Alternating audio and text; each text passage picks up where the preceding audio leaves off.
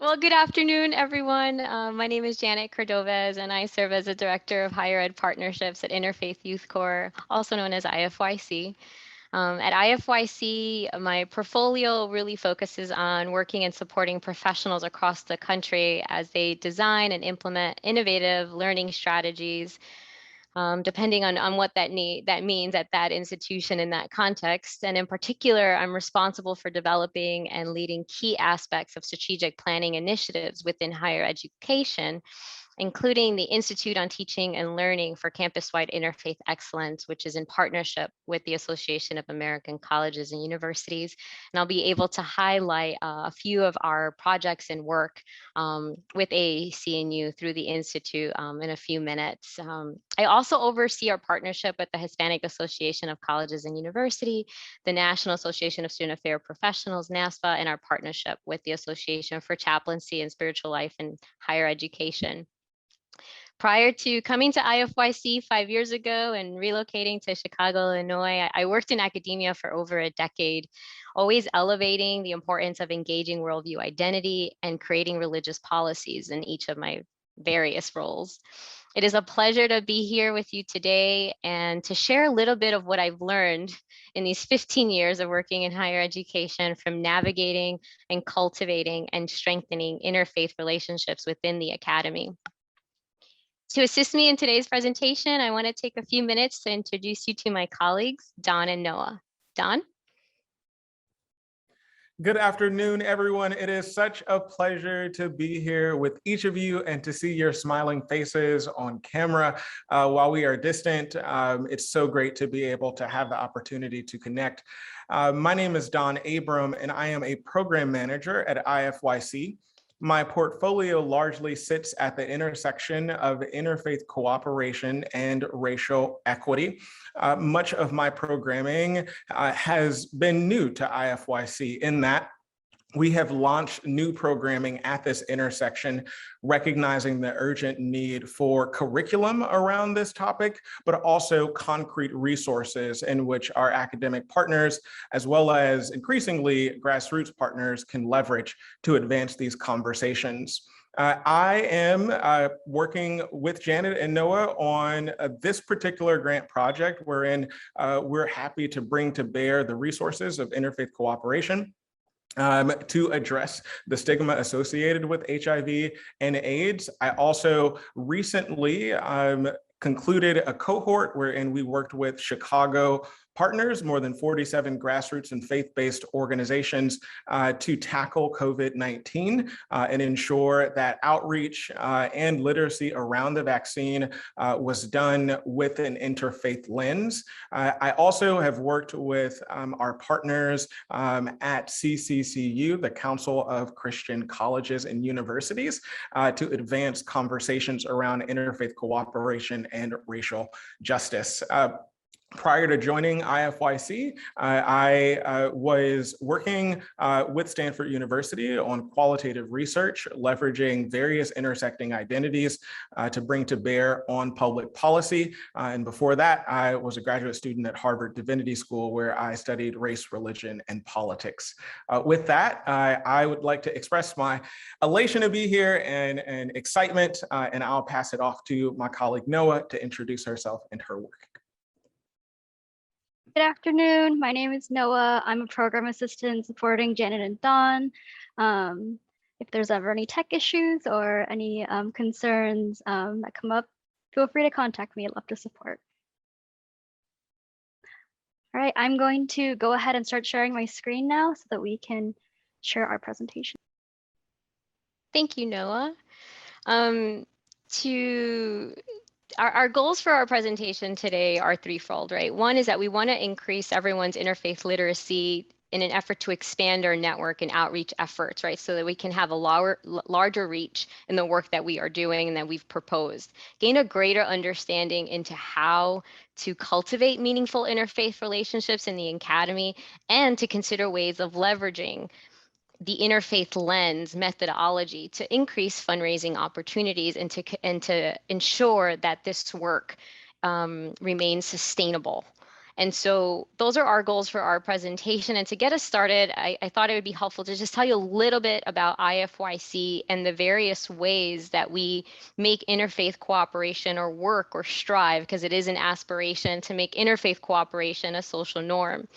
I'll provide an overview of our methodology that serves as a pillar in much of our work and share a few stories about how the work has been able to manifest, how it's been able to be institutionalized, operationalized in the various institutions that we've been working with. So with that, I'll start with IFYC. We believe that an interfaith America is a place where people of different faiths, worldviews, and traditions bridge divides and find common values to build a shared life together. We believe and strive to create spaces in academia, in the public square, in government, other nonprofits, etc., where all contributions are welcomed, regardless of one's religious, spiritual, or secular beliefs. As you may know, the US is one of the most religiously diverse democracies in the world, and yet it is also one of the most religiously illiterate. These gaps in knowledge and the lack of engagement with individuals who believe vastly different things from ourselves lead to increased biases, stereotypes, misunderstandings, and conflict. We are still a very segregated country. They also lead to and have led to this past 5 years, I'd say, and looking at research to increase in Islamophobia, anti-Semitism, polarization, and xenophobia. At IFYC, we partner with higher education, given its broader influence on civic life. Colleges and universities are mini societies. They serve as laboratories of sorts to develop interfaith leadership that goes beyond the campus walls. Through the production of knowledge and skill building, higher education, we believe, has a distinct role in setting civic priorities, educating the next generation of leaders, professionals, and citizens. For this reason, we've had various partnerships, one of them being on our Interfaith Diversity Experiences and Attitudes Longitudinal Survey Ideals, which I was a part of, was in partnership with Dr. Alyssa Rockenbach at NCC State and Matt Mayhew at The Ohio State University to survey more than 20,000 college students at 122 colleges and universities across the US from 2015 to 2019. And it was really focused on understanding students' worldview as they entered college, then at the end of that first year, their pluralism orientation, their appreciative attitudes, and the opportunities that they had to explore, question, and engage with individuals of different traditions. What in the environment was created so that individuals who have vastly different ideologies have an opportunity to engage with one another and cultivate those skill sets of dialogue, of empathy, of perspective taking. We also visited 18 campuses to gain a better understanding of how these opportunities unfolded, who was creating them, and why they were impactful or provocative, as we ended up naming them. As IFYC alumni graduated, they went into the workforce and they brought interfaith leadership skill sets with them and us with them. And so that ended up opening up many doors into the medical field, government, the public square, K-8 education, tech, business, and so forth. Having interfaith literacy and having a level of comfort in engaging religious diversity has been a critical skill set for every profession.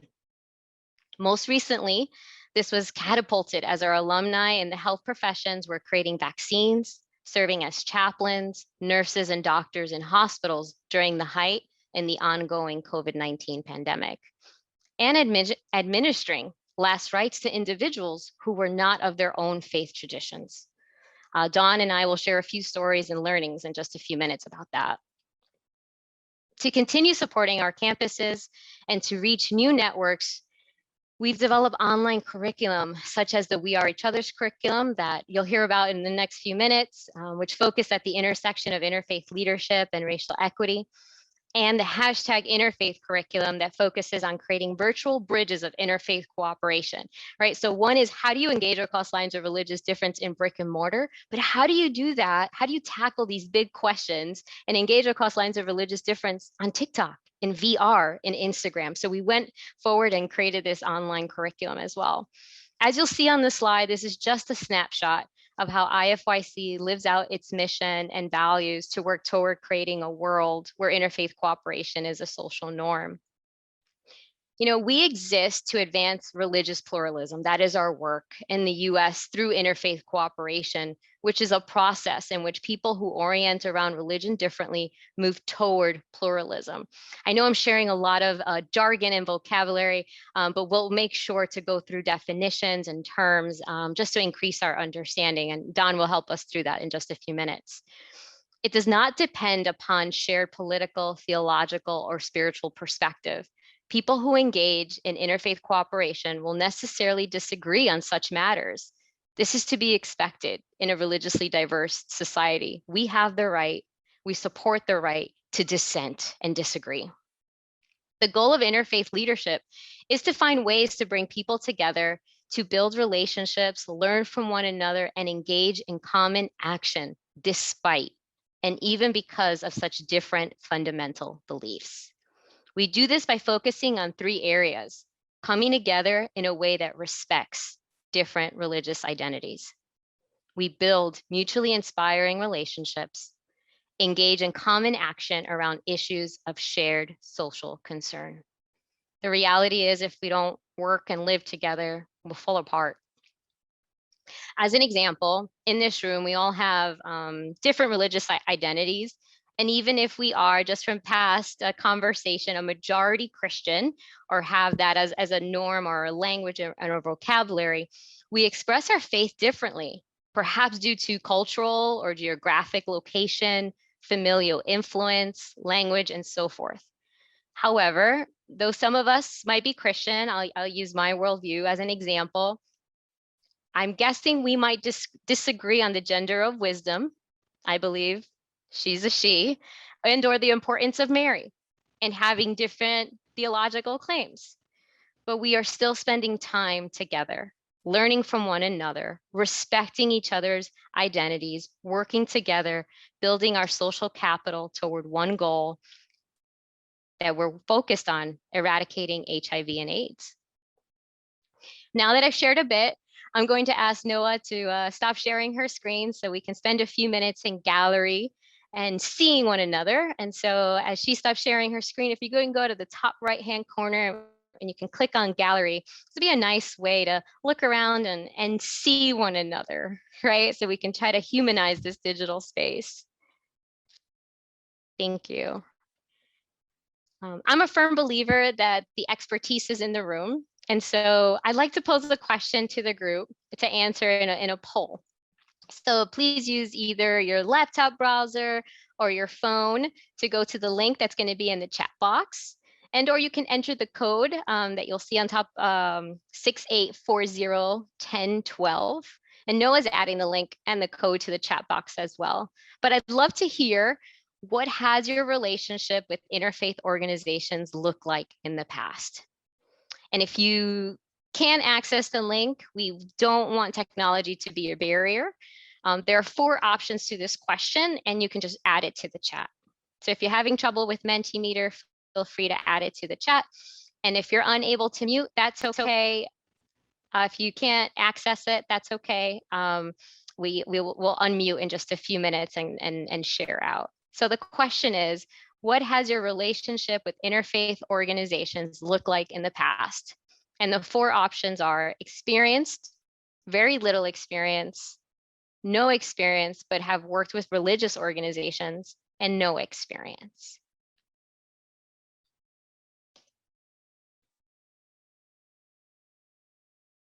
All right, so we're using the chat box. Most of us are using the chat box. I see that. Thank you. Noah, thanks so much for adding that. And if you were able to access the Mentimeter, please keep it open, because we will have another question later on in our presentation. It'll populate there.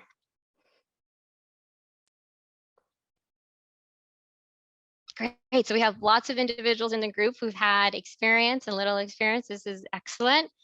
If anyone is so inclined, if you'd like to raise your hand, that way we don't speak over one another, or if the spirit moves you, feel free to unmute. I'd love to hear about that experience and what you learned.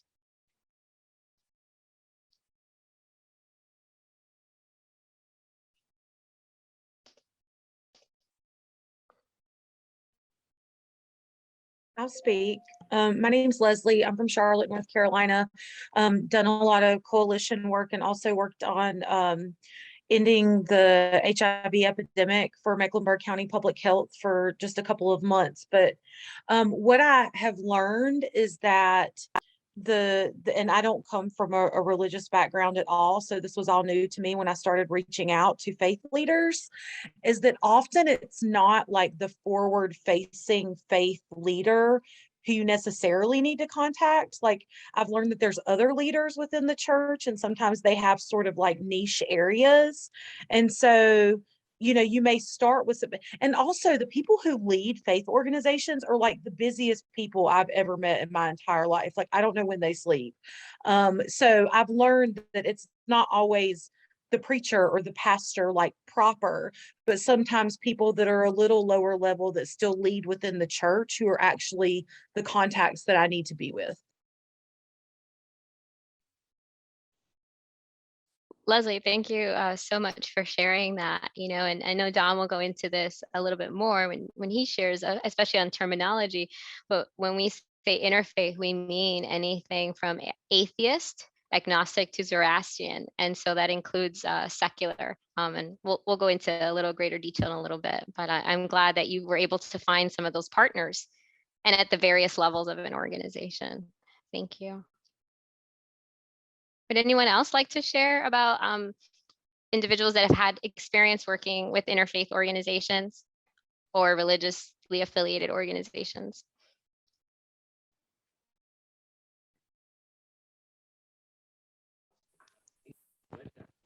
Can y'all hear me? Yes. Okay, good. I live in the country, so I have to make sure I'm not dragging. That's okay. I see and hear you. Okay, good. So I have pretty good success with leaders because I've been a minister for 20 years. So I already have a Rolodex of people that I deal with. Now the conversation, I have to be creative in how I talk about HIV, but I bring it in as it still is a love of people, regardless of what the disease is. So my conversation it's just gotten wider and fresh and more useful. Let me say it that way, because I'm able to express how God loves everybody, regardless of what that is, whether it's high blood pressure, whether it's colon cancer, it doesn't matter what the disease is. So that's my job, is that I come in and teach them what the word is saying about love for all. So as for me, I really cannot complain. I'm just now exposing more preachers to the truth about HIV. So that's what I wanted to say. And I thank y'all for what you're doing. Thank you, Zandy. I really appreciate all those learnings and wisdom. I wanted to see if I can ask you a follow-up question, because you said that you had a Rolodex, but I'm sure that Rolodex didn't always exist.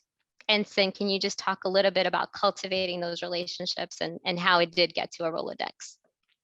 So being in ministry for 20 years and being a female, that was the strange thing, because in the Baptist Association, you really did not respect the female. You respect the word, but what the word was coming out of the frame was a little difficult. So as time began, I learned to be quiet, but only to speak when been asked to speak. And with that, it's called respect. So as I began to respect the pulpit and people began to respect me, then I was asked to come up to more churches, present more, do more teaching. So you're correct. Out of 20 years, I've gathered respect from the people, not just in Georgia, but different states. So you have to go in with a humble spirit. That's the one thing, if I can encourage anybody in this work, that pulpit does not belong to you. It belongs to God, but some people don't understand that. So you have to respect the people that are giving that responsibility. And over time, then you'll be able to build up your Rolodex and then be able to be creative in conversations such as this, because it's a trust factor. If I can say that, Janet, it is very much a trust factor, because God has allowed people to sit in those places for a reason. And when they are truly called to that, they are the watchmen. So they're just not going to let anybody come in there with anything, what they believe outside of what they've been teaching. So if you can go and humble, show them what you're going to teach, let them know that you are passionate, not only about what you do, but about the people that you're going to connect with, then you have a better chance of building up your Rolodex, if I could use that. Yes, thank you, Sandy. I heard, I'm so glad this is recording so that I can watch it later, but, it's like the trust, the vulnerability, the humility, the time, and the respect.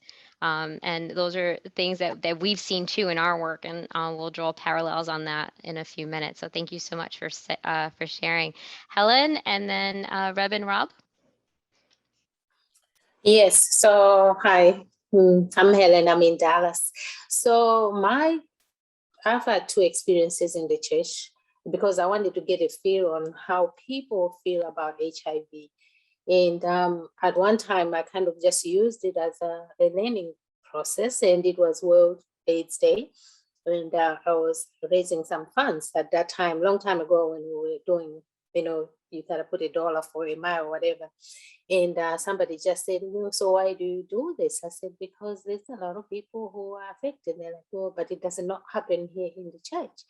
But then one person in the group said she wanted to pray for her brother. And then she said, I want to pray for my brother. My brother has HIV, but he didn't get it through sex. He got it through blood transfusion. So to me, that told me that there's still a shame and stigma in that. And then when I reached out to kind of offer her some education, it was pretty much as hush.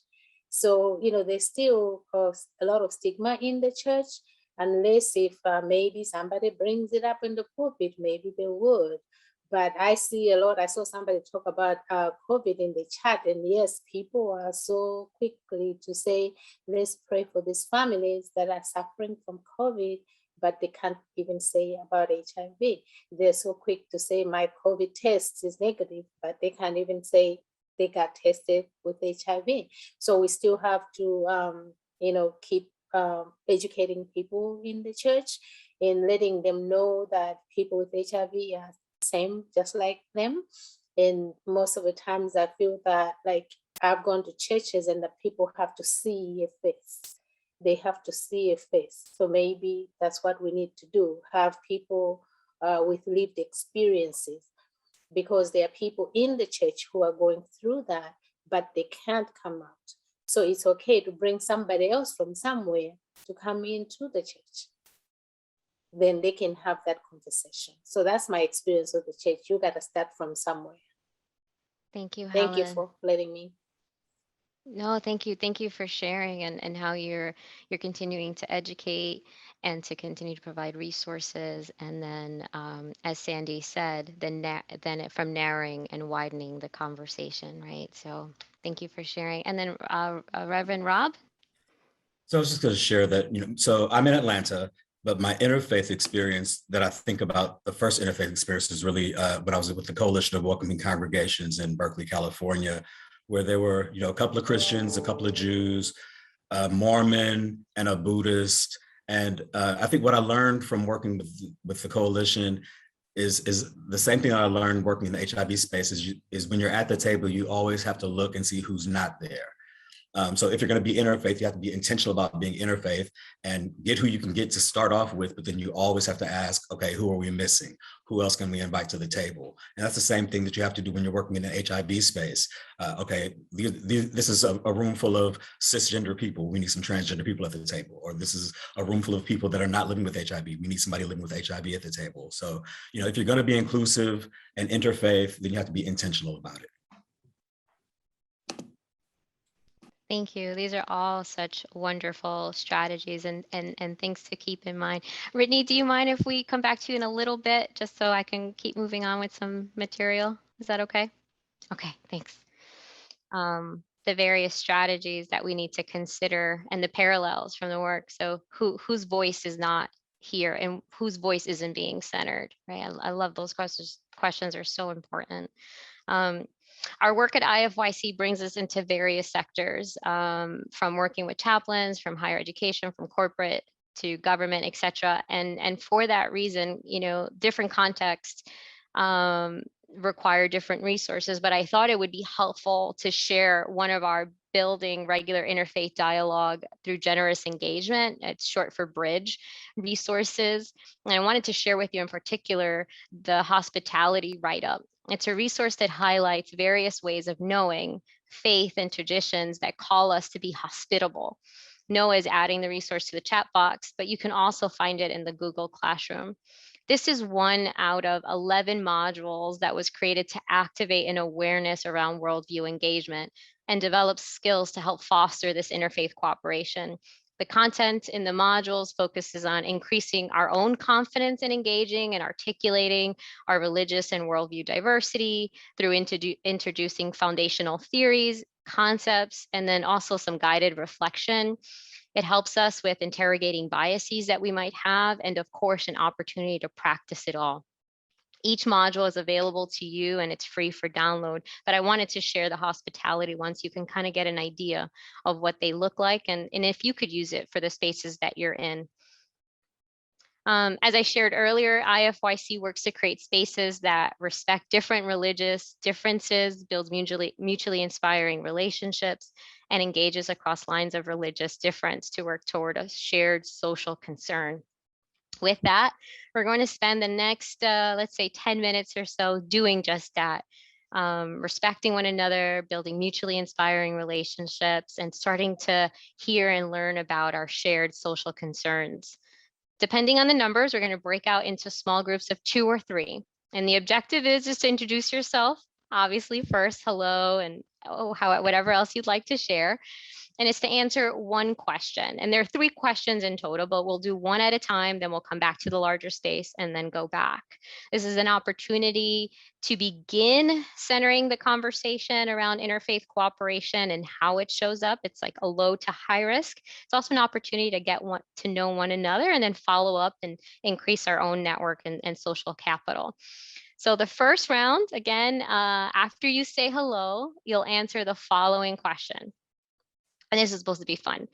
If your life was a line of lyric from a song, what would it be and why? So currently, your life is a one-liner from a song. What is it and why? And go ahead and go into our small breakout rooms. So just a quick way of sharing about yourself and starting to make this room feel a little bit more human and connecting with one another. So we'll do that again. And this will be a new person. And we're going to focus on the question, how do your identities inform your worldview? I know, it's never enough time, just scratching the surface. I felt the same way. I'm with you in this. And so our last question for this opportunity to really engage with one another and start to center interfaith cooperations. My question is, how do you bring your lived experiences to bear in your current role? So how do your lived experiences come out, represent in your current role?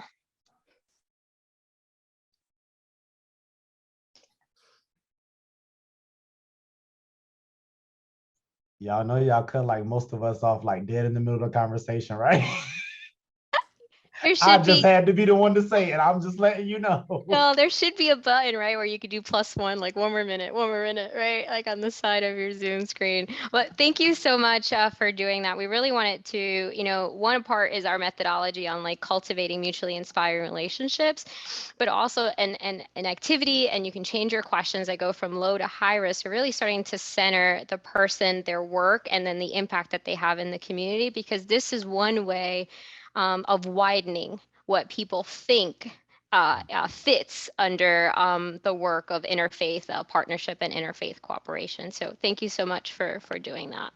Don, I'll pass it over to you. Thank you so much, Janet, for leading us in really rich conversation and dialogue to really kick us off. And there's no way we could have conversations around interfaith cooperation and interfaith engagement without talking about racial equity. This really sits at the heart of the work that we do, and we must incorporate that lens into the work. So at IFYC, In the wake of George Floyd's brutal murder, we recommitted ourselves to advancing programming at the intersection of interfaith cooperation and racial justice. For us at IFYC, we see the pursuit of racial equity as being central to interfaith cooperation, both historically and presently. Unfortunately, narratives around the interfaith movement have largely centered white, cisgender, straight leaders at the expense of the Black community and Black leaders, women, and people of color. So in an effort to tell a fuller history of the interfaith movement, we have lifted up the stories of radical interfaith leaders, including folks like Ella Baker, the renowned and famed civil rights activist who helped to lead the Freedom Summer movement, drawing national attention to Mississippi's racism in the 1960s.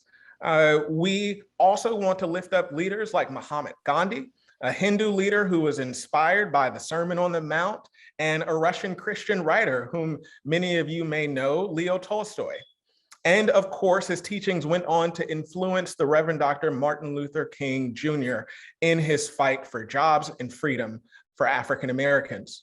Not only that, you have powerful leaders like Dorothy Day, the founder of the Catholic worker movement, who committed her life to serving disenfranchised communities, speaking out against war and poverty from a radical Catholic perspective.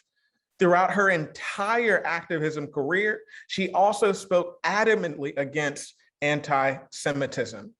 These are only a few consequential and indispensable leaders of the interfaith movement, yet their contributions are rarely centered. At IFYC, we are committed to centering their voices and contributions, because if it were not for them, the interfaith movement as we know it today would not be where it is. So you will notice in our statement that we say, quote, "We will honor their lives with our words, but more importantly, with our actions. We believe in the essential contributions of countless religious and philosophical traditions that affirm the dignity and justice for every human being." With this in mind, we wanted to move from words and statements to concrete action. Consequently, after George Floyd's death, we moved from expressing our commitment to actualizing our commitment through a curriculum called We Are Each Others. I'd like to spend some time talking about the We Are Each Others curriculum with you. It is a curriculum that clearly articulates the intersections and long history of interfaith cooperation and racial justice in the United States. We draw the name of the curriculum from the famed poet Gwendolyn Brooks, who once said, "We are each other's harvest. We are each other's business. We are each other's magnitude and bond," unquote. With that spirit and recognition of our collective humanity, we created a curriculum that inspires interfaith leaders to engage in acts of interfaith cooperation, anti-racism, and service within their own communities. I want to note that the curriculum is accessible and available to all on the LRNG platform. Thank you, Noah, for putting that link in the chat. We encourage you to view it, download it, and to incorporate it into your programming and outreach, as many have found it to be a valuable resource. So you're probably saying to yourself, this is a really great curriculum, but what does it look like in practice, right? How might one incorporate it on the ground? Well, we had the same thought. So we partnered with campuses and universities across the country to begin to engage this work. We have, as of today, awarded more than 150 grants to educators, students, and alumni to build stronger bridges on their campuses and in their communities. We wanted them to move from awareness to knowledge to action. Today, I'd like to lift up 3 examples of the ways in which our campus partners leverage the We Are Each Other's curriculum. First and foremost, I'd like to lift up Rhodes College.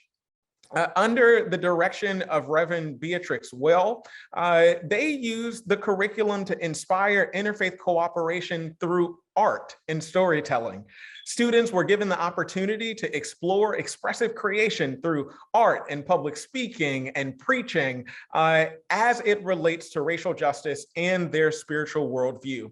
As students attended various workshops and seminars, the grant culminated with an art showcase displaying works that explore the intersections of interfaith cooperation and racial justice.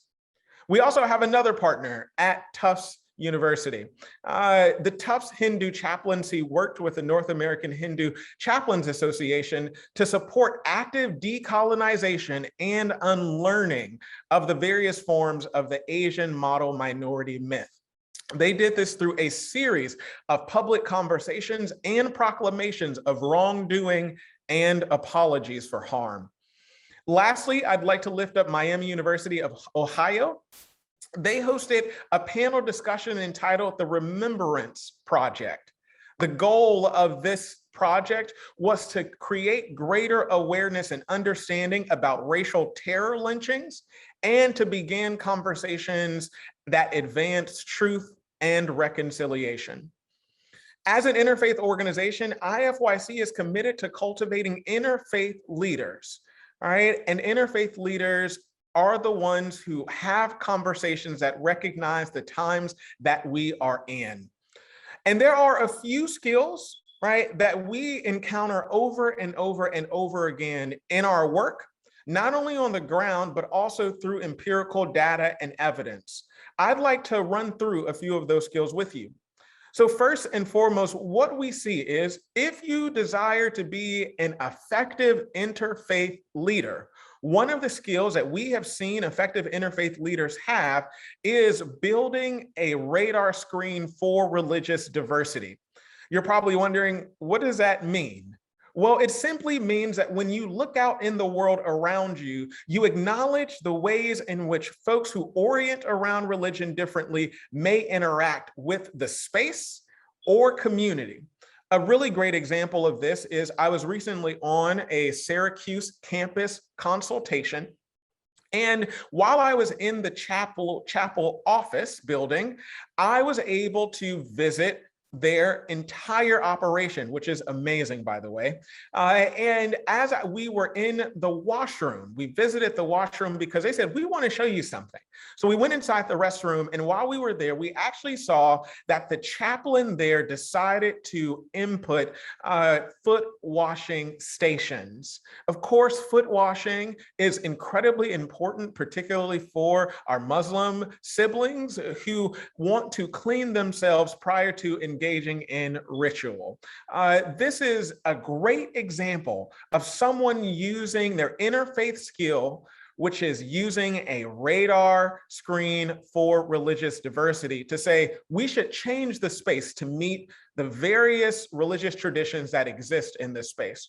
We also recognize that building relationships and mobilizing religiously diverse constituents is also critical to that effort. So if you want to be an effective leader, interfaith leader, you have to see how you might be able to incorporate a wide range of religious views and perspectives and worldviews into the work that you do. Not only will it make you more effective, it would also ensure that you're creating an inclusive environment. We also add here, creating activities that bring people who orient around religion differently together. There is a phenomenal theory by Robert Putnam, who is a social scientist, who argues for something called the my friend Al theory. Essentially, what it says is when people engage in activities who come from different worldviews and backgrounds, their appreciation for who they are interacting with grows, but their appreciation for other forms of diversity grows as well. So what we've seen is this is an effective way and model by which folks are able to incorporate interfaith cooperation. It is through bringing folks together through shared activity. And of course, facilitating interfaith conversations with the religiously diverse audience, ensuring, and someone brought this up actually multiple times in our conversation, that there are multiple perspectives at the table, and constantly asking yourself, who is not in the room? And lastly, developing a public narrative of interfaith cooperation, simply saying that interfaith cooperation has existed around us for decades, for centuries even, and it is important for us to lift those up as models and examples to say, this work is not new. It has always been used to aid the common good. So these are just a few interfaith leadership skills. Let me rush to say that this is not an exhaustive list. At various points and at various times, you will highlight some and emphasize others, but we wanted to give you a core set from which you can draw inspiration and add to your growing list of interfaith skills. We want you to just keep this in mind. Thank you so much for that, Noah. Next slide. So we think that definitions are really important at IFYC. When we say interfaith work, people have all sorts of ideas about what that means. Some of those are aligned with the way that IFYC thinks about it. In other ways, it differs. So just to make sure we're all on the same page, I want to break down what we mean by the term interfaith. First and foremost, when we say inter, right, what we are referencing there is how people who subscribe to a particular religious tradition or worldview interact with someone who has a different religious tradition or worldview. We are not suggesting in any way, shape, or form that one is supposed to vacate or abandon their religious traditions and belief. We are simply acknowledging the fact that when folks of different worldviews come together, that is now inter, right? We are now engaging in conversations outside of our own worldview or tradition. We are not making meaning of that. Right? We are not suggesting in any way, shape, or form that one has to disregard their particularities or originality. We are simply saying that when people from different faith and worldviews come together, we identify that as inter. And then when we lift up the word faith, right, it's important for us to acknowledge that when we say faith, we aren't just thinking of or referencing those who subscribe to established, well-known religious traditions. We are also talking about secularists, atheists, agnostics, Catholics, Christians, and so many others who may orient around their faith differently. That's an important point because no religious tradition is a monolith. All right, and we recognize that. So what we want to acknowledge in this interfaith work is that even within a particular tradition, there can be various beliefs and various ways in which one navigates that sort of engagement and difference. So we don't want to assume that just because there are two people who are Christian in a room, they agree and or subscribe to the same theological convictions or traditions. So we account for that complexity and particularity as we think about this work. It is not just Christian, it is not just white, it is not just Christocentric or Abrahamic. We are thinking about all religious traditions and those who subscribe to them and all worldviews, even if one may not describe it as a religious tradition. So we want you to keep that in mind as we use the word interfaith, because that's a really critical point, and it may differ from the ways in which you've encountered or have heard about interfaith work more broadly. What I would like to do now is go a little bit deeper into how we engage this work methodologically. So we want to note that pluralism is aspirational. That's it. It is aspirational. You do not need to be an expert in all religious traditions that exist out there in order to be an interfaith leader. Interfaith cooperation at its very heart is simply acknowledging that we have a right to exist as we are, with and without our differences. So how do we then engage in ways that are productive and produce a common goal and reach a common end? So my colleague Janet talked a little bit about this, but I wanted to go a little bit deeper. So we believe that it's important for folks to come together in ways that respect religious identities. Now, what we mean here is not simply tolerate, right? Not simply say, okay, I guess that's fine. You stay over there and I stay over here. What we are saying is we want you to actively engage that difference. Be curious, be humble, and be interested, right? And saying there is something that I can learn from a religious tradition or worldview that is not my own. And more importantly, there are aspects of religious identity that I do not understand. So by coming together with those who hold different beliefs, we are not only acknowledging your right to exist, but we are constructively engaging in that difference.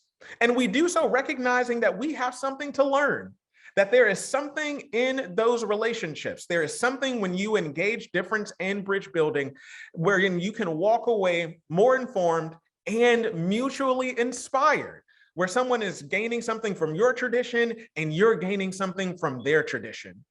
And lastly, we believe that in order for us to engage religious difference constructively, it is important for us to engage around issues that are common and engage in common action. Because when we are able to, despite our differences, and in some cases, because of our differences, come together, we are able to more effectively maximize our impact. So as we think about interfaith cooperation, this is the heart of our methodology. And it really centers transparency, honesty, community, humility, and curiosity. I want to dig even further into this methodology so that you can get a better sense of who we are, and more importantly, who we are not. What we are not saying in interfaith work is that civic pluralism is theological pluralism. That is not what we're suggesting at all. There are some people who would suggest that interfaith work, in the way that they see it, is asking people to simply abandon the particularity of their religious traditions in service of unity, in service of a common goal or a common cause. That is not what we are suggesting. We do not believe, as our founder Eboo Patel always says, that faith is simply leading us all up the same mountain, just different paths. That is not what we believe. We believe that people have the right to maintain their particular beliefs and convictions and worldviews and theological meaning-making projects, and they don't have to abandon it to engage in interfaith work. Civic pluralism suggests that we have a right to exist as we are, honestly and truthfully, with our particularity and intersectionalities, and engage in work that advances the common good. So you can, in fact, be a civic pluralist and also a theological exclusivist. In other words, you can be a conservative evangelical Christian, right, believing in all of the tenets of conservative evangelicalism, and be a civic pluralist, believing that it's important for you to leverage your worldview and positionality to advance the common good. So I wanted to be clear in saying, what we're saying is, in order to be a civic pluralist, you don't have to be a theological pluralist. And here at IFYC, we are not theological pluralists. We do not believe that you need to abandon or vacate your beliefs in order to do this work. Thank you so much, Noah. Next slide. So I wanted to go ahead and introduce you to a video. This is all available, by the way, on IFYC's website. We want to just give you a sense of why it's important for you to have your own convictions and belief around interfaith engagement work. We believe not only organizationally, but individually, you should ask yourself questions around why you think it's important to engage interfaith work and how you might be able to utilize interfaith skills to be able to advance work at the intersection of interfaith cooperation and racial justice, but also at the intersection of interfaith cooperation and public health. So we're just going to take a moment to listen to why this is important and what we might be able to get out of it. When someone begins to identify as an interfaith leader, it is important that he or she understand what from their own religious or ethical tradition calls them to do this work. Interfaith leaders do this by developing an explicit ethic or theology of interfaith cooperation. This is the third piece of the knowledge base of interfaith leadership. An ethic or theology of interfaith cooperation draws from key sources within one's religious or ethical tradition. and interprets them in a way that articulates the need for and worthiness of positive relationships with people of other worldviews. One can develop this personal ethic through sources like central texts, important figures, historical moments, traditions or customs, and writing or art from one's religious tradition. By drawing on these sources, interfaith leaders can create a coherent narrative that explains how their religious identity inspires interfaith cooperation. Your own ethic of interfaith cooperation demonstrates the essential role your religious or non-religious formation can play in your interfaith leadership. By developing such an ethic or theology, you can reap two benefits. The first is that if you are a person who identifies with a particular tradition, such as Christianity, Buddhism, or secular humanism, you will want to be able to articulate how your work as an interfaith leader is not in opposition to your tradition, but actually expresses a central value of that tradition. Unfortunately, people who seek out positive relationships with other religious communities are sometimes thought to have a weaker commitment to their own tradition. A robust ethic or theology of interfaith cooperation will help you answer those misguided assumptions by demonstrating how being an interfaith leader is not just about advancing civic virtues, but also fully living into your identity as a Jew, a Baha'i, an atheist, etc. The second benefit is that developing an ethic or theology of interfaith cooperation helps interfaith leaders motivate others who, likewise, identify with a particular religious tradition. By proudly claiming your particular religious or non-religious identity, claiming the mantle interfaith leader, and deftly articulating how the latter flows organically from the former, you give implicit permission to others to do the same. Thank you so much for that, Noah. That's incredible. And what I wanted to highlight here was that it is imperative that we root the interfaith work that we do in our own religious traditions. That is absolutely key to who we are. Center your story, center your identity, center your lived experiences. And when you do that, you will be a more effective interfaith leader as you leverage interfaith skills that enable you to build partnerships across lines of religious difference. And with that, yes. Yeah. So yes. I didn't want to interrupt you. Yes, please. All right. So we're going to focus a little bit more now on interfaith partnerships in the academy. I know throughout my few commentary, I've shared some stories, and Dawn really went into highlighting some of our partners with the We Are Each Other's curriculum. But I want to highlight for you at one of our partnerships with the Association of American Colleges and Universities, AAC&U, which works with over 1,300 campuses, community colleges, Research One, public and private. And IFYC have partnered in building models of interfaith cooperation in intentional and sustainable ways throughout the U.S. since 2018. And right now we have 41 campuses that are part of the Institute on Interfaith Excellence campuses, and the cohort. We've created, imagined, and impacted institutions, students, faculty, and staff through this endeavor. And so this work is really focused at a strategic in a strategic space, with crafting public narratives, with embedding interfaith cooperation in the core, in the operations, in the resource allocation. And so I wanted to share with you a few other examples of how this work can look within the academic space. So I want to highlight for you Bowie State University, a public, historically Black university in Prince George County in Maryland. At Bowie, we're building an interfaith chapel on campus, recognizing the religious diversity of the students, faculty, and staff, the demographic shifts, and dedicating this space, a sacred space, to the practice of various faith traditions, as well as an opportunity to hold conversations across lines of religious difference within this interfaith chapel. We've helped create a job description and are hiring an interfaith chaplain. The campus ministry at Bowie will include a person and eventually a team to support students' exploration and expression of their faith traditions on campus. It's a public campus, and so sometimes you hear the separation of church and state, but this is how we support our students holistically. This is how we impact the climate on our campuses. This is how we create professionals that can engage across lines of religious difference and have a radar screen for religious diversity, and have the skill sets that Don covered a little bit ago. And we're also working to develop a curriculum, an interfaith course and concentration. Since this requires the faculty commitment and understanding of the importance of interfaith and impact, we're also providing training to the faculty and staff and increasing their capacity there. I also want to share with you Bethune-Cookman University, a private HBCU in Daytona Beach, Florida, affiliated with the United Methodist Church. At BCU, we've increased interfaith studies across the academic disciplines and facilitated alignment among them. I mean, we conducted an academic audit that required faculty cohort to be trained in both interfaith programs to be able to review and assess these best practices. We focused on offering professional faculty development, and because we were focused on these interfaith goals and outcomes, we knew that we needed to have at least 30% of the faculty involved and committed to the training. And so those were our goals, and we were able to reach them.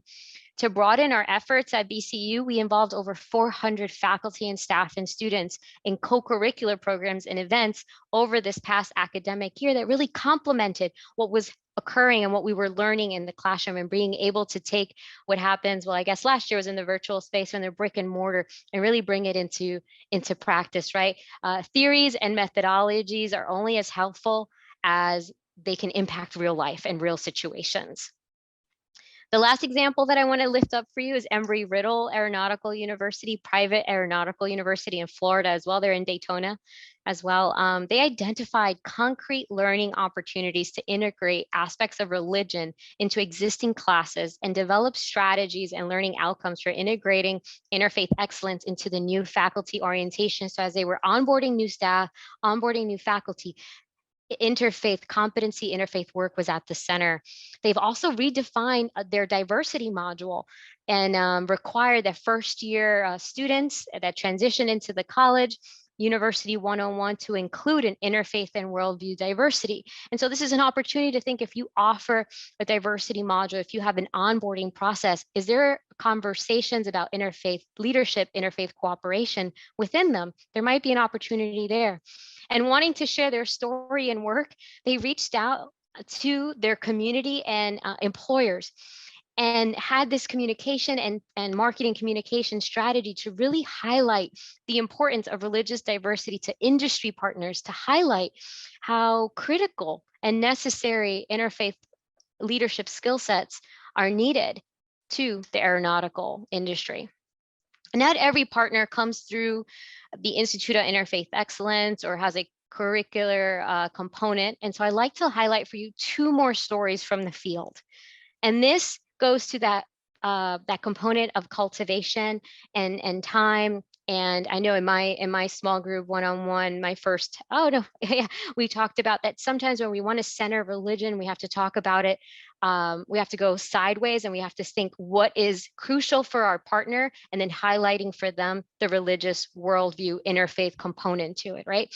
So at Howard, our work with Howard began through the Association of Chaplaincy and Spiritual Life in Higher Education, AXL, previously named NACOOC and Acura, and thinking about the importance for chaplains to be equipped in engaging the shifting religious demographics in their campus.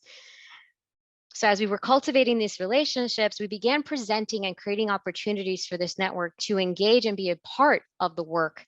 And as we discussed initiatives and areas of research, we shared how many tell an interfaith story that doesn't center the experiences of Black chaplains, imams, and interfaith leaders and their role and participation in the interfaith story. And we wanted to change that. And since then, we wanted to create and revisit the origin story of interfaith cooperation. And so we launched the first Black Interfaith Conference at Howard this past summer.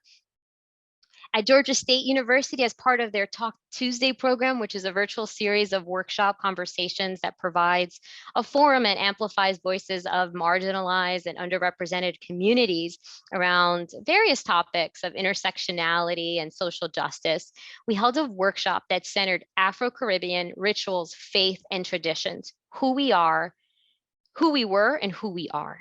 The purpose of this program was to promote, celebrate, increase cultural awareness, and encourage cross-cultural dialogue and engagement, including religious, spiritual, and secular, and really to advance global and intercultural fluency and cultural competencies, right? So in both of these relationships, they took time, and it wasn't the first initial conversation wasn't focused on interfaith, but as we began to cultivate and wanting to serve our students or wanting to amplify our voices or wanted to revisit the origin story of interfaith cooperation, there was an opportunity, right, that emerged from being in this space and networking with various organizations and institutions.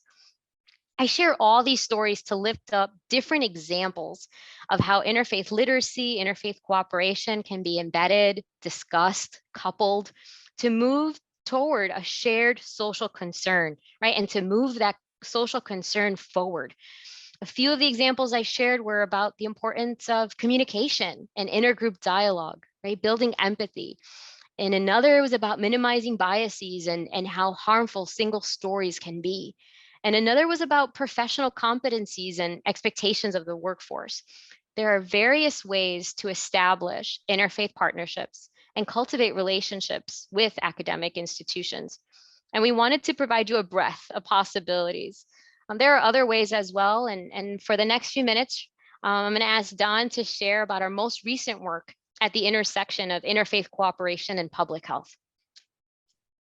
Thank you so much for that, Janet. So I want to highlight, as I mentioned earlier in our time together, that I was spearheading a cohort of 47 faith-based and faith-inspired organizations in Chicago to engage interfaith cooperation and public health. But before I dig deeper into what we learned from bringing 47 organizations from various religious traditions and worldviews together, I'd like to highlight a resource, and that is IFYC partnered with the Public Religion Research Institute to launch one of the largest qualitative and quantitative studies gauging the impact of faith-based approaches to vaccine uptake.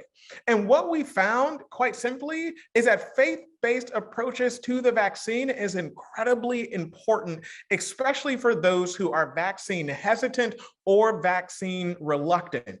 What this does is proves what IFYC has already known, that faith leaders are an indispensable part of this effort to ensure that everyone has access and accurate information to the vaccine. And in our work, what we found is that faith leaders are proximate to communities in ways that doctors or nurses who are not a part of the community may not be. And we found that folks are more likely to trust what their faith leaders have to say as it relates to the vaccine uptick. As it relates to vaccine uptick, there is one really powerful statistic that I'd like to lift up for you, and that is that first bullet point, which says nearly 4 in 10 vaccine hesitant Americans who attend religious services at least a few times a year say that one or more faith-based approaches would make them more likely to get vaccinated. On its face, that may not seem critical or salient. However, if you go a little bit deeper and think about where we were just a few months ago, wherein we had vaccinated all of those who wanted to be vaccinated, yet there were still a sizable contingent of Americans who were vaccine reluctant or vaccine hesitant. And the public, the general public, but also public health officials were really racking their brains around how they might be able to push the ball even further for folks who were hesitant around this. So what we found is what's critical to that conversation is having an interfaith lens to these conversations. In other words, bringing folks from different faith and worldview backgrounds together to discuss why they are committed to ensuring that their community has access to the vaccine proved to be absolutely vital to this discussion. So what we see is that as we think about the intersections of interfaith and public health, there are real world consequences. And in some cases, it can quite literally be life or death. So what I would like to do now is highlight a program that we launched called Faith in the Vaccine Ambassadors. We launched a program wherein we provided grants to interfaith leaders who were interested in approaching their COVID-19 and vaccine outreach from an interfaith perspective, equipping them and empowering them to be able to maximize their impact. So partnering with Rush Medical Research Center, a center here in Chicago, and a technological firm that really prioritizes helping faith-based organizations and institutions use technology to advance their goals. We partnered with both of them to create a 6-month training for 47 faith-based and faith-inspired organizations here in Chicago. We awarded those organizations $7,500 grants, and we provided them with interfaith leadership skills and competencies to be able to engage their community. And wow, were we wildly successful in our endeavor to really maximize impact on the ground. There are 2 partners that I'd like to lift up because they've just done incredible work leveraging insight from the PRRI and IFYC study. MCC, Muslim Community Center here in Chicago, they have hosted more than 10 vaccination sites, vaccinating hundreds of individuals, more than 1,500 people. And they hosted an event where they were able to bring food and music together, as well as artists and vaccine educators to a community to make sure folks had accurate information around it, but also incorporating interfaith lens, including a Muslim lens on why it's incredibly important to get the vaccine. They found that that approach was wildly effective. And to my colleagues Janet's point, they were looking at what other community needs exist. So they were also helping out with rent assistance. They were also helping out with other vaccinations that were needed in the community. And they were making sure that folks had childcare and transportation when in fact they were getting the vaccine. Another partner I'd like to highlight is Timothy Community Corps. They do incredible work here in Chicago, and like MCC, they hosted a community block party where they were giving out back to school bags, and they were giving out supplies and also information around other critical needs, in addition to providing information, accurate information around the vaccine.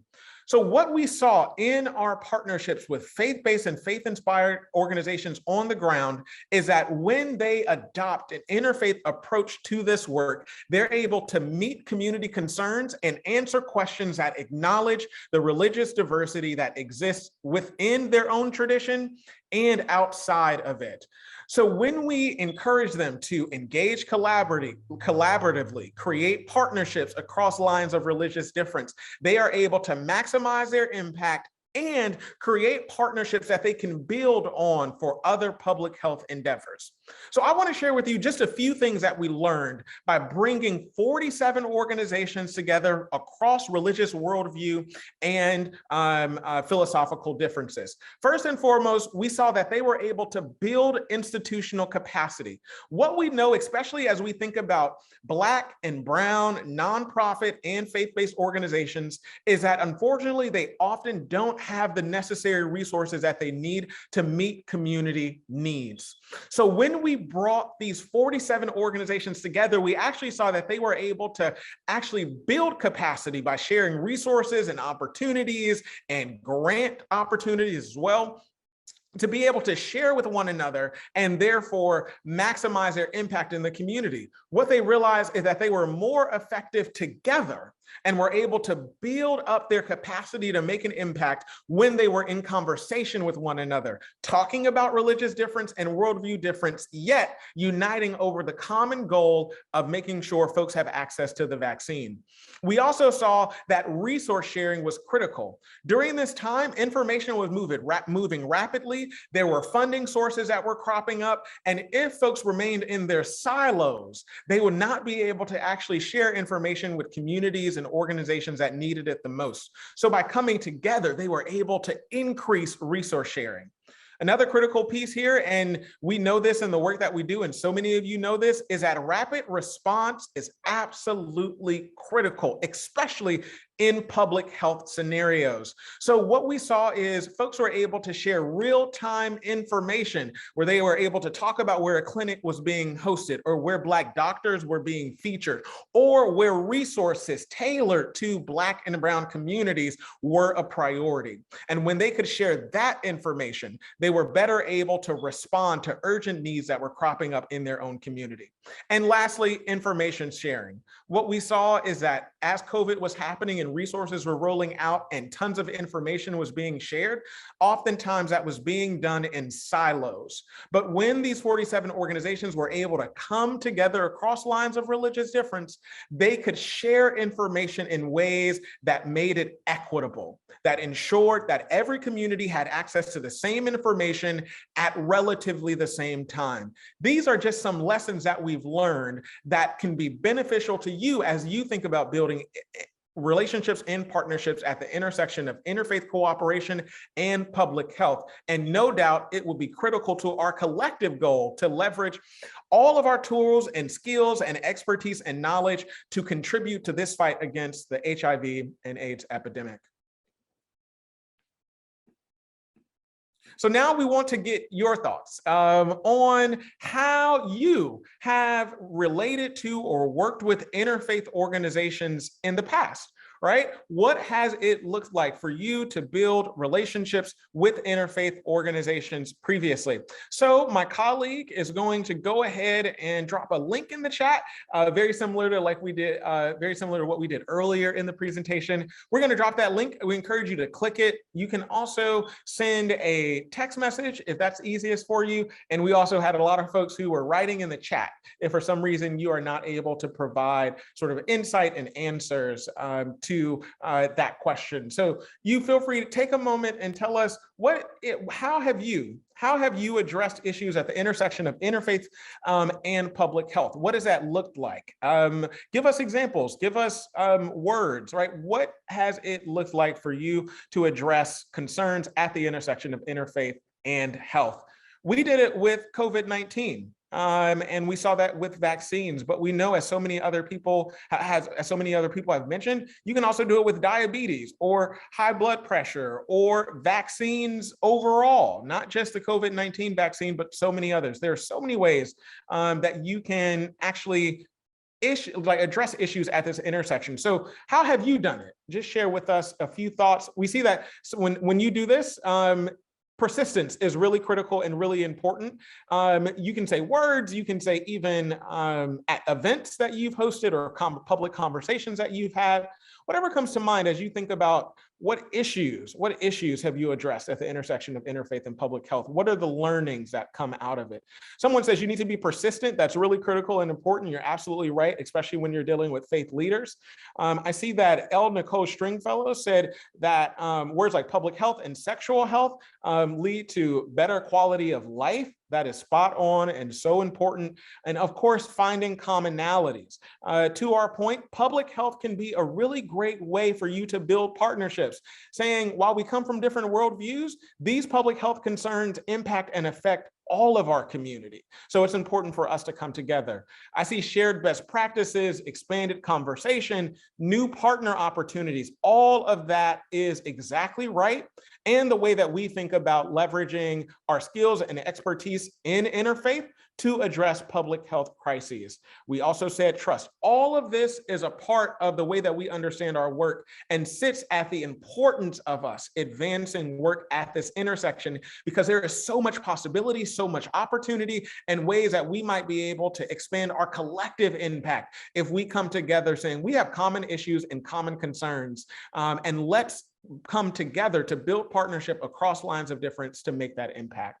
So with that, I'm going to go ahead and move on and just share a resource, a couple of resources, in fact, that we have for you. Continue to populate it, certainly, and you will have that for your reference. to look back even after this presentation so that you'll be able to see, in fact, how you can actually advance other issues that exist at the intersection of interfaith and public health. But there are a couple of resources that I want to point out for you. First is a list of religiously affiliated and interfaith organizations. Of course, that is just a start. There are so many amazing organizations out there, but we wanted to give you somewhere to start, a reference point wherein you can say, what organizations exist throughout the nation and even in our own communities that we might be able to partner with. We wanted to just give you a list of viable partners who are amazing and incredible and do phenomenal work that you could consider partnering with. And we wanted to create a sacred text resource for you. And this is a resource leveraging the sacred texts of various religious traditions that affirm the humanity and dignity of all people. You'll be able to access these resources in the Google Classroom. You can download them. And my colleague Noah is also going ahead and dropping the links to those resources in the chat. I encourage you to review it and to reach out to the organizations that we lifted up, and also to review the various ways in which traditions make meaning of their tradition as it relates to affirming the dignity and humanity of all people. And that is something that we can find across religious traditions and worldviews. As you use and leverage those resources, there are a few things that I want you to keep in mind. There are a couple of things that I want you to keep in mind as you use these resources. First and foremost, no religious tradition is monolithic. No religious tradition is monolithic. I really want to underscore that point because there is particularity and nuances even within traditions. Right? So even if you describe yourself as a Christian, it doesn't necessarily mean that all other Christians orient around scripture, right? Or orient around ritual or practice the same way. So it's important that we keep that in mind as we consider the various sacred texts that we've lifted up, and when you engage other religious traditions that are not your own. The other piece that's important is that when we interpret texts and when we interpret religious traditions, it is a part of a long-standing tradition and history of schools of interpretation. In other words, every single religious tradition and sects within those traditions have various schools of interpretation and thought that have been added to and revised and amended over the course of decades. So it's important to recognize that when you are engaging a particular religious tradition, those traditions and worldviews are steeped in a long history, a long tradition, a long legacy that we should be mindful of as we engage in interfaith cooperation and interfaith partnerships. This is a really critical one, a really important one that I want to underscore, and that is not all sacred texts exist. Not all sacred texts exist for all faith traditions. In other words, some faith traditions are oral, where they privilege oral sacred texts over the written word, So there are some faith traditions that don't have a canon or don't have a set of religious texts or beliefs from which they draw inspiration. In some cases, there are keepers of knowledge in certain religious communities, and those knowledges that knowledge can sometimes only be shared within that tradition, which is why it's important for us to be cautious, to be humble, and to be curious as we engage with religious traditions that are not our own. And here's another piece: not all texts, not all rituals are ours to know. Not all texts and not all rituals are ours to know or to engage in. It is contextual and situational. So when you engage with religious traditions that are not your own, it is imperative that you ask questions and ensure that those rituals or traditions that you want to leverage, right, you want to learn from, right, is appropriate. Right. So that's why you have to ask questions and make sure, hey, is this all right? Is it okay for me to want to know more or to learn more? And if not, right, respect that religious tradition and the way in which they hold their sacred knowledge. Lastly, interfaith projects and cooperation is focused on centering a wide array of voices and perspectives in service of the common good. This simply means that you don't have to agree You don't have to have the same political or social or sort of philosophical beliefs as your partners. The goal here is to see where is their common ground, where is there room for partnership, and hone in on that to be able to make a real impact in your community. So we want you to keep that top of mind as you reference those resources, as you use them, as you're in conversation with partners. We want you to go forth and do that, and to keep in mind all that I mentioned here today. Well, we've heard so much and we've learned so much. I know I've been taking notes and I was instrumental in crafting what we would share today. I was telling Demi when we got on the call that we had so much content. We're like 4 hours, okay, an hour and a half, okay, 2 hours. And so just to kind of remind us, our goals were really focused on 3 areas, right? Increasing our interfaith literacy to expand our network outreach efforts. 2, to gain a greater understanding into how to cultivate meaningful interfaith relationships in the academy. And 3, to consider ways of leveraging an interfaith lens to increase organizational fundraising opportunities and impact.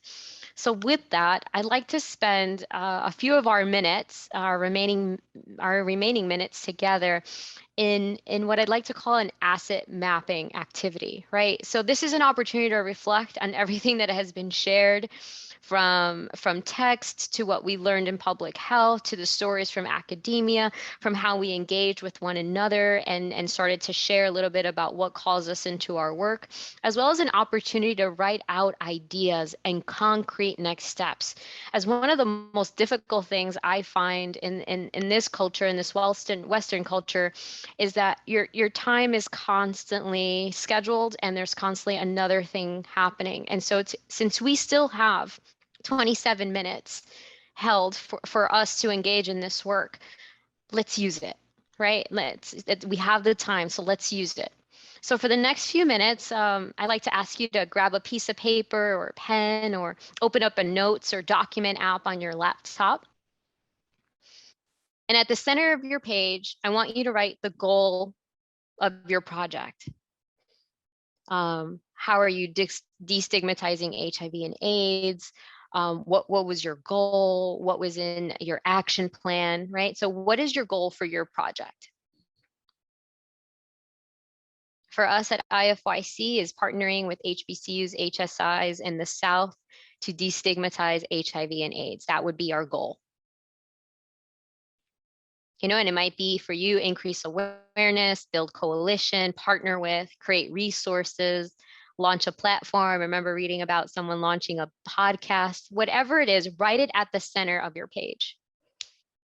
And I'm going to guide you through a series of prompts and questions to help you with the various ideas that you're probably mulling over or considering, having spent the last hour and a half with us. This is an individual process and that requires you to participate. It's just an opportunity to really leverage the few minutes that we have together.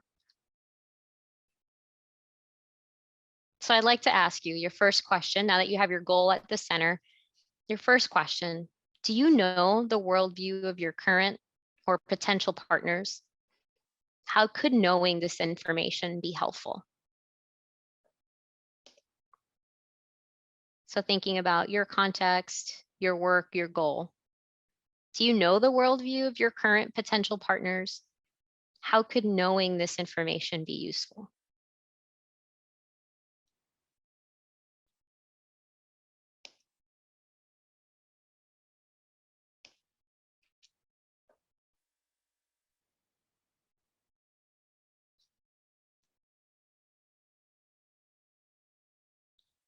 The second question.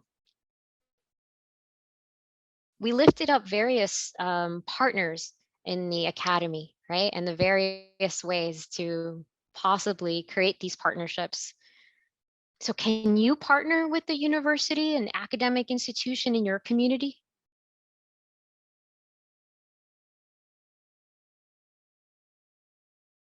Have you come across a faculty, student, or staff that you could follow up with, that works there, is connected there, graduated from there?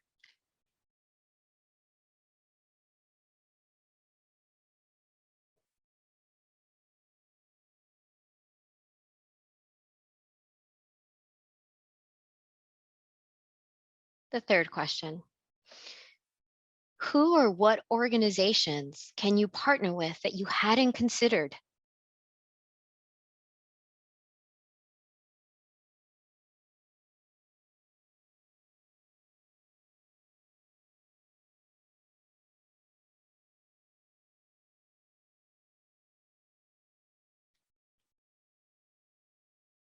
Our fourth question, as you saw in our presentation, many times you saw Don and I share different stories with different emphasis, right? In multiple times, in multiple spaces.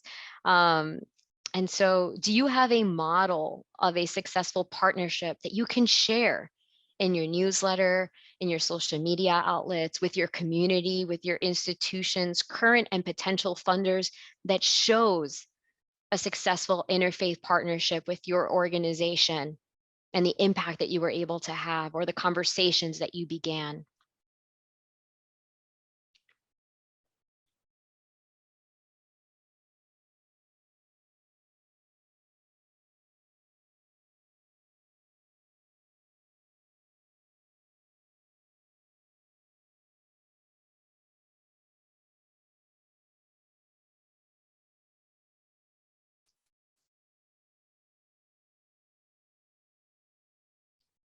And the last question, looking over your responses and ideas, what do you notice?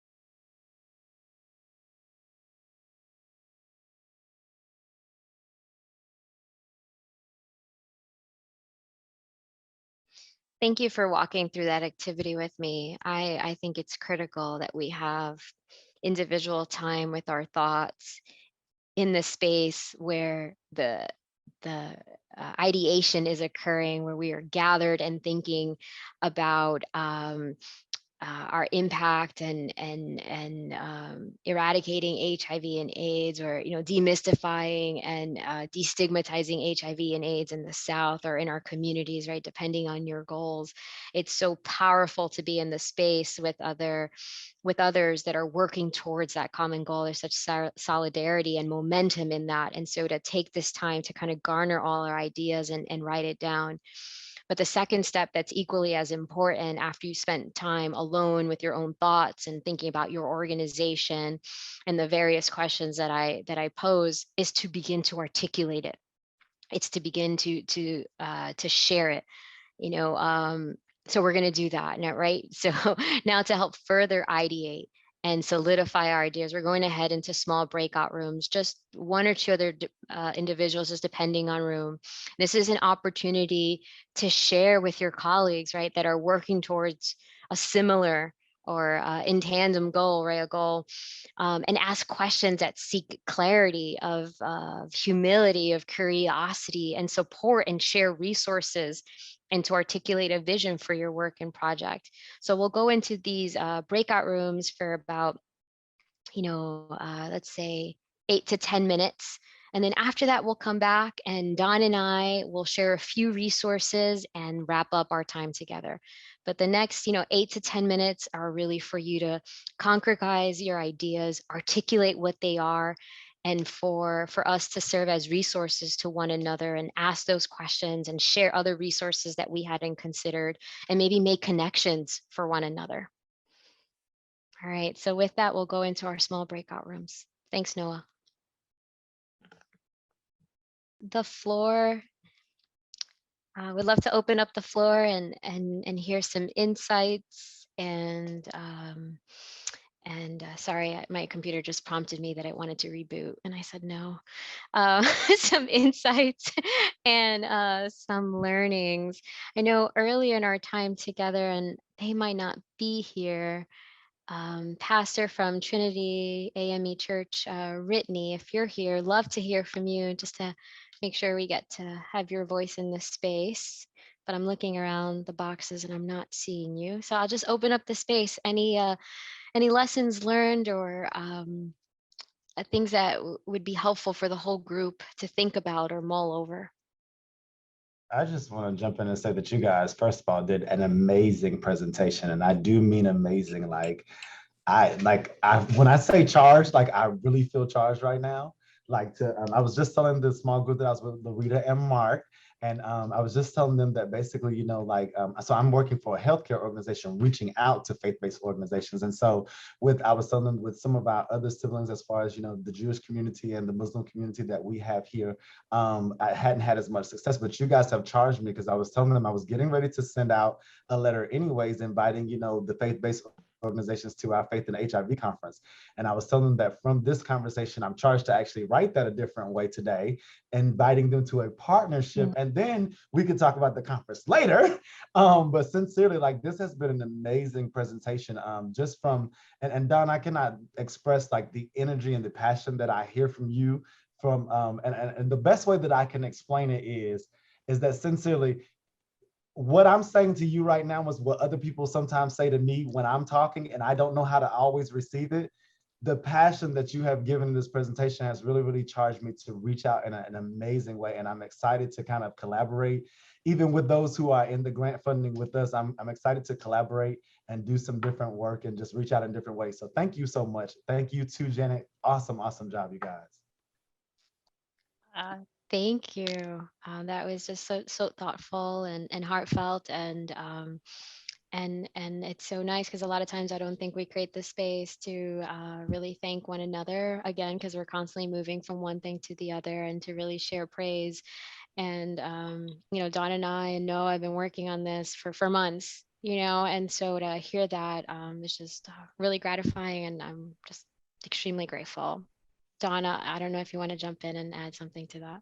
I am just incredibly grateful. I got so much out of being able to share with this phenomenal group. And to Janet's point, like I don't take it for granted to be able to be in virtual space with folks who care about this work and this issue as much as everyone in this room does. And I think sometimes the work is so hard and it's so challenging and it requires so much from us that we don't always get to share space with folks like this. So I'm just grateful for the space, grateful for the opportunity, and certainly receive your warm and incredibly kind words. So thank you. I want to throw my amen and hallelujahs in here as well. So let me get it out. I enjoyed the presentation. I really, and the you provided, like Jovan mentioned, has really inspired and motivated me to build these partnerships and to think outside the box, because in our little small group session, you guys were talking about the bigger colleges, but I have some connections with community colleges that may benefit from this partnership. And I really want to thank you, because the inspiration, like my theme song is This Girl Is on Fire by Alicia Keys. And the fire's been out a little bit, but you don't put the fire back in. So I'm grateful to all of y'all for sharing all of your wealth of information. And I thank you. I thank you. I thank you. Thank you, Esther. One of our values at IFYC is being gritty, because it is not easy work, and building the Rolodex and building the partnerships takes so much time, and everything else that we discussed. And so it's such a powerful place to be here with you all in this room, thinking about our work in ending the epidemic of HIV and AIDS, and some days, some weeks, I might be discouraged, and you're here to light me up. And so thank you for sharing that. And I'm glad that we were able to create that on a Tuesday afternoon, which is no easy task. We're getting close to time, and I definitely don't want to keep everyone. I mean, we used the whole time slot. So Dawn has a few resources and some last words, but thank you so much for being here with us today. Hello, friends. Once again, thank you for engaging so intentionally and so thoughtfully throughout this presentation. For us, we see this as the start of the conversation, not the end of it. So we certainly want to invite you to be in conversation with Janet and I as you think through building partnerships rooted in interfaith cooperation. We stand ready to assist you and to work with you and to support you in that process. And we also want to encourage you to follow our work at IFYC. We're on Twitter, Instagram, and Facebook. And I encourage you to attend some of the webinars that we host or look at some of the resources that we have at www.ifyc.org. That's where you'll be able to access the report that I mentioned, for example, on COVID-19 and faith-based approaches. That's also where you'll be able to access the We Are Each Other's curriculum, because all of that curriculum is online and completely free. So I welcome you all to visit the website, follow us on Twitter, stay up to date, because we are always having conversations that bring in an interfaith lens and approach to issues that affect us all, and certainly in this case, HIV and AIDS. So from all of us at IFYC and certainly the team that was tasked with putting this presentation together, we want to thank you and say that we welcome you into the IFYC family, and feel free to reach out as we can and will support you in your interfaith cooperation efforts. So thank you all so much. Really appreciate it, and hope you have a wonderful rest of your Tuesday. We are family. Yeah.